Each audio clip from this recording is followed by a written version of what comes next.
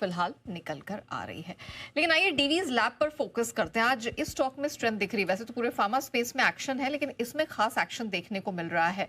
तो किन कारणों से, किन ट्रिगर्स के चलते ये स्ट्रेंथ देखने को मिल रही है, आइए पूजा से समझ लेते हैं। पूजा, कोई नई रिपोर्ट निकल कर आई है या कोई और कारण है? बिल्कुल, रिपोर्ट्स तो आ ही रही हैं एक के बाद एक। हम देख रहे हैं अभी पिछले 2-3 दिनों में कुछ बड़ी यहाँ पर फॉरेन ब्रोकरेजेस की रिपोर्ट आई है, जिसके चलते स्टॉक ऑलरेडी फोकस में बना हुआ है।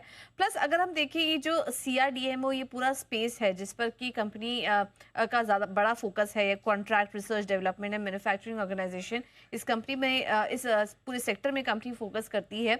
तो ये काफ़ी तेज़ी से ग्रो करने वाला सेक्टर अब बन चुका है। और पिछले 5 सालों में हमने देखा कि इस स्पेस का जो मार्केट साइज है वो 14% के औसत ग्रोथ से बढ़ रहा है। मजबूत पाइपलाइन है, चाइना +1 स्ट्रैटेजी और वेट लॉस ड्रग्स सेक्टर के लिए बड़े ट्रिगर इस वक्त साबित हो चुके हैं, जिससे कि डिवीज लैब जैसी कंपनियों को काफी फायदा होगा। ये जो वेट लॉस थीम पर अब फोकस बढ़ रहा है सरकार का भी, और ओवरऑल हम देख रहे हैं कि इस सेक्टर पर हम देख रहे हैं कि गवर्नमेंट का भी काफी ज्यादा फोकस बन रहा है। तो इस वजह से डिवीज लैब लगातार एक रुझान में बना हुआ है। ब्रोकरेज की रिपोर्ट्स जो आ रही हैं वो भी काफी पॉजिटिव हैं।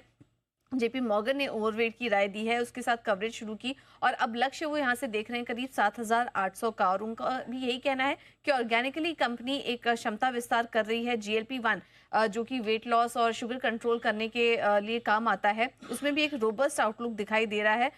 इसके अलावा FY30 तक इनका मानना है कि आय में 50% तक की ग्रोथ यहाँ पर देखने को मिल सकती है। और आपको याद होगा कुछ दिन पहले जेफरीज की भी रिपोर्ट आई थी, उन्होंने भी होल्ड से बढ़ाकर बाय की रेटिंग दी थी स्टॉक में, और 7,150 रुपए का यहाँ पर लक्ष्य भी देख रहे थे डिवीज लैब के लिए। और इसके अलावा हम ये देख रहे हैं कि पिछले कुछ महीने से स्टॉक लगातार फोकस में बना हुआ है। कस्टम सिंथेसिस स्पेस में भी कंपनी की पकड़ अब काफी मजबूत हो रही है और माना जा रहा है कि ये जो कैपेक्स होगा, इस ऑर्डर के चलते भी बड़ी री रेटिंग होने की संभावना यहाँ पर बताई जा रही है। करार के जरिए करीब 1690 से 1890 करोड़ के अनुमानित आय होने की बात की जा रही है। तो पिछले काफी सारे समय से एक पॉजिटिव खबरों के कारण ये स्टॉक फोकस में बना हुआ है।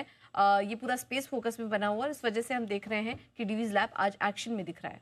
बहुत एक्शन में। इनफैक्ट पूजा कल भी एक्शन में था। मेहुल जी ने तो इस पे 6300 के टारगेट्स के लिए रिकमेंडेशन भी दी थी और अब देखिए उसी के करीब आता हुआ दिखाई दे रहा है। बहुत बेहतरीन मूवमेंट यहाँ पर नजर आया है।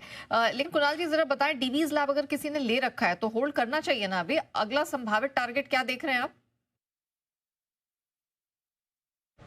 देखिए, एक ब्रेकआउट आता हुआ चार्ट पर नजर आ रहा है और जिस तरह का चार्ट स्ट्रक्चर है मुझे लगता है बिल्कुल बने रहना चाहिए। ऊपर के लेवल्स आते हुए दिखेंगे।